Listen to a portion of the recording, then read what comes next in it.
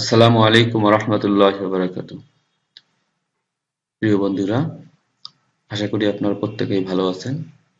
আপনাদেরকে digital marketing এর পক্ষ থেকে শুভেচ্ছা জানিয়ে আজকে শুরু করছি মাইক্রোসফট এমএস ওয়ার্ড, শেপ এবং স্মার্ট আর্ট নিয়ে একটি টিউটোরিয়াল। আমার টিউটোরিয়ালটি আজকে যে বিষয়টি থাকবে তা হচ্ছে শেপ কিভাবে ডিজাইন করা যায় এবং আমরা ডিজাইনগুলো কিভাবে কাজে লাগাবো এবং স্মার্ট আর্ট আমরা কেন ইউজ করব। তাহলে কথা না বাড়িয়ে আজকে চলে যাচ্ছি মূল প্রোগ্রামে। তো স্মার্ট আর্ট এবং শেপ নিয়ে কাজ করতে গেলে আমাদেরকে প্রথমে একটি মাইক্রোসফট এমএস ওয়ার্ড একটা পেজ ক্রিয়েট করতে হবে। সেজন্য আমরা রাইট বাটন ক্লিক করব, এরপরে নিউ মাইক্রোসফট ওয়ার্ড ডকুমেন্ট, এরপরে আমরা এই পেজে চলে যাব। দেন এখন দেখেন এখানে আমরা যে কাজটি করব তা হচ্ছে এমএস ওয়ার্ড শেপ। ইনসার্ট মেনুতে আমাদেরকে যেতে হবে। এখানে দেখেন টেবিল, পিকচার, ক্লিপ আর্ট। আমি টেবিল এবং পিকচার সম্পর্কে এর পূর্বে আলোচনা করেছি। যাদের প্রয়োজন মনে হয় ভিডিওটি দেখে নেবেন। এরপরে আজকে আমরা যে কাজটি করব তা হচ্ছে শেপ। শেপ এটার কাজ কি, কেন আমরা শেপ নিয়ে কাজ করব?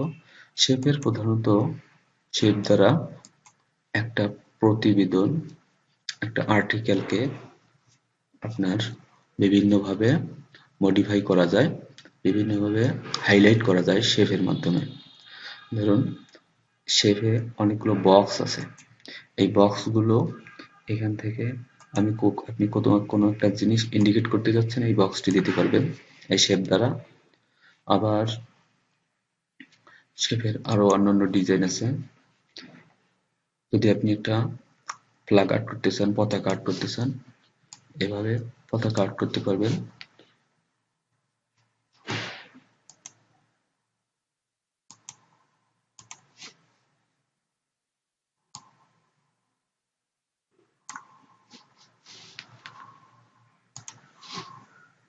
দেখুন আমি কিভাবে পতাকাটা আর্ট করতেছি।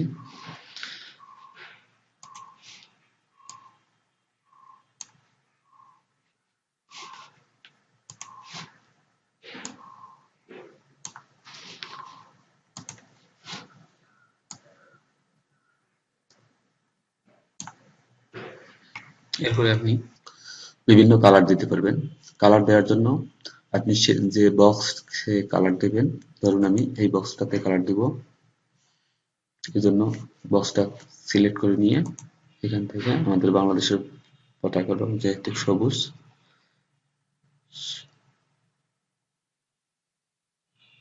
সবুজটা আমি সিলেক্ট করে নিলাম। এরপরে ভিতরের বক্স লাল, শেপ বক্সে গিয়ে লাল সিলেক্ট করে দিব। বা এটা পারফেক্ট কালার না হলে আমি কালারটা এখান থেকে চেঞ্জ করে নিব।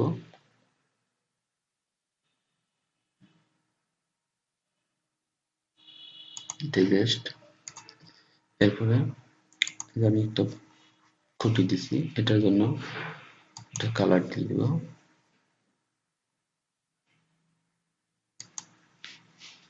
এরপরে যে আমি সিঁড়িগুলো দিয়েছি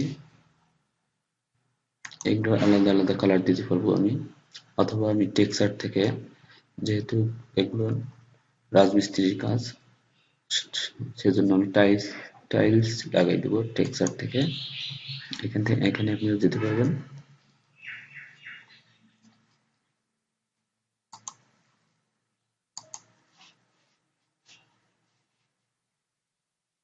শেপ ফাইল, এখানে নো ফিল করলে আপনার একদম সাদা হয়ে যাবে, কোনো কালার থাকবে না। টেক্সচারে গেলে বিভিন্ন ডিজাইন আসতেছে, এইভাবে ডিজাইনগুলো করে নিতে পারবেন। এরপরে আরো একবার টেক্সচারে গিয়ে, যেহেতু আমার 3টে বক্স আছে, এরপরে এখন দেখেন আমি যদি এই যে আউটলাইন আছে, আমাদের পতাকা কিন্তু আউটলাইন নেই। তো এই বর্ডার, যেটাকে আউটলাইন বলতে এখানে বর্ডারকে বোঝানো হচ্ছে, বর্ডারটা আমি উঠিয়ে দিব। বর্ডার উঠানোর জন্য এটা আমাকে সিলেক্ট করে outline, shape outline, no outline. এরপরে মাঝখানে এটাও আমি নো আউটলাইন করে দিব। যেহেতু নো আউটলাইন সিলেক্ট করা আছে, জাস্ট একটা ক্লিক, এটাতেও আমি নো আউটলাইন করে দিতে পারবো। দেন এগুলোতেই নো আউটলাইন করে দিলাম।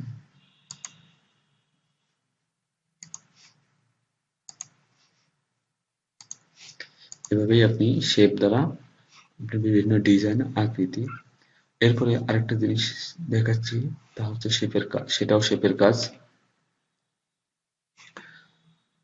ইনসার্ট মেনু, ইনসার্ট মেনুতে গিয়ে শেপে গেলাম, শেপে গিয়ে এখানে একটা আমি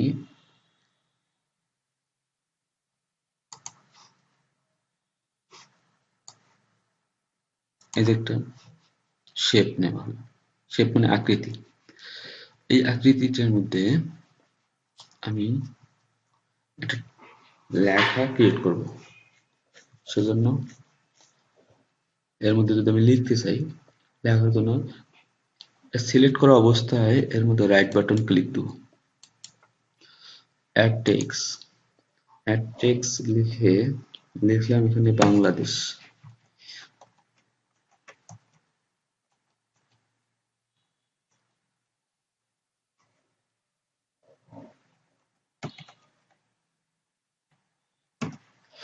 বাংলাদেশ লেখার পরে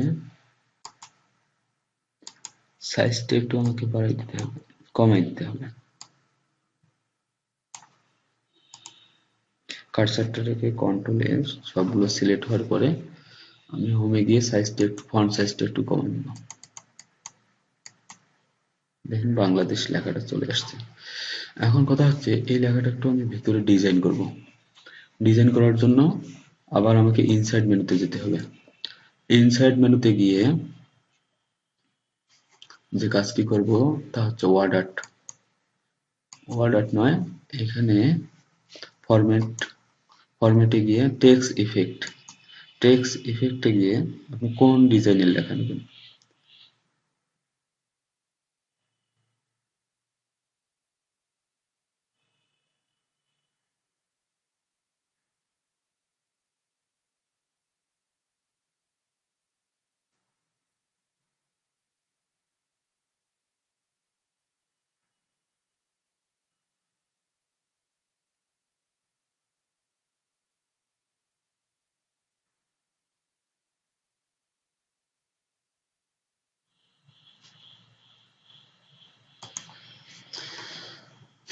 এলো আমার একটা লেখা, আমি নিয়ে আসলাম টেক্সট।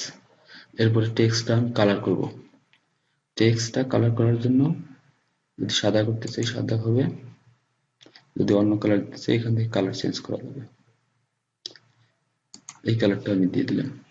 এখন যে কাজটি করব তা হচ্ছে এই যে আমার শেপটা, শেপের যে আমার ব্যাকগ্রাউন্ডটা আছে, ব্যাকগ্রাউন্ড কালারটা যদি আমি চেঞ্জ করতে চাই, শেপ ফিল, শেপ ফিলে গিয়ে এখান থেকে আমি ব্যাকগ্রাউন্ড কালারটা চেঞ্জ করতে পারবো।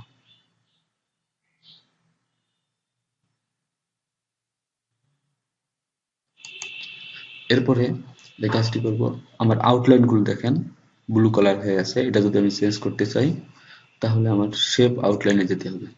শেপ আউটলাইনে গিয়ে যদি আমি আউটলাইন রাখতে না চাই তো নো আউটলাইন, আর যদি আমি চাইছি আউটলাইন রাখবো তো এখান থেকে আমি একটা কালার দিয়ে দিলাম। এখন কথা হচ্ছে কালারটা আমার কতটুকু প্রুফ হবে। এখানে বর্ডারটা যতটুকু আছে এর চেয়ে যদি আমি বেশি করতে চাই, শেপ আউটলাইনে গিয়ে এখান থেকে কালারটা আমি বেশি করে নিতে পারবো, কম করে নিতে পারবো, বা আমি যদি অন্য কোনো কালার দিতে চাই মোর লাইন, সেখান থেকে আমি এখানে কালারগুলো এখান থেকে চয়েস করতে পারবো, বা হচ্ছে এখান থেকে আমি প্যাটার্নে যেতে পারি।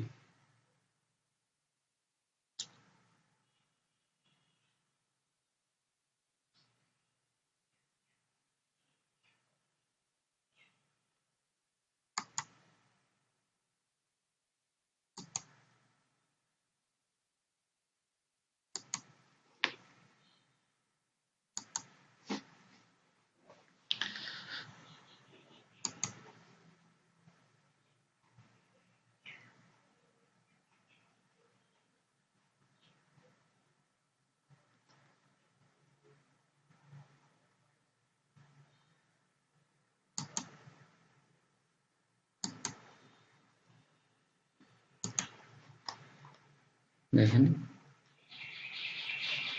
এটাও হবে। এই কালার গুলো চেঞ্জ করতে চাইলে এই কালার গুলো এখান থেকে চেঞ্জ করা যাবে। আর যদি নো আউটলাইন দিই নো আউটলাইন হবে।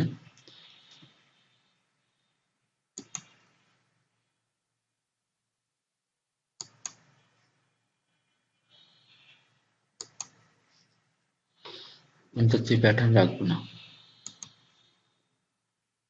প্যাটার্নের চেয়ে আমার এটাই ভালো নর্মালি। তো এটার জন্য আমি কালারটা যদি চেঞ্জ করে দিই এখান থেকে,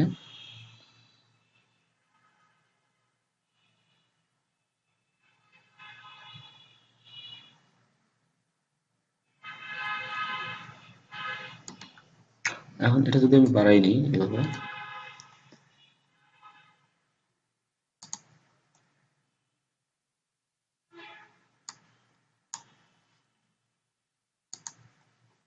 এভাবে আমি একটা ডিজাইন করতে পারি। তো ধন্যবাদ বন্ধুরা, আজকে শেপ থেকে এতটুকু দেখার জন্য। এরপরে আমি নেক্সট ভিডিও করব, তা হচ্ছে কিভাবে আমরা স্মার্ট আর্ট নিয়ে কাজ করতে পারি।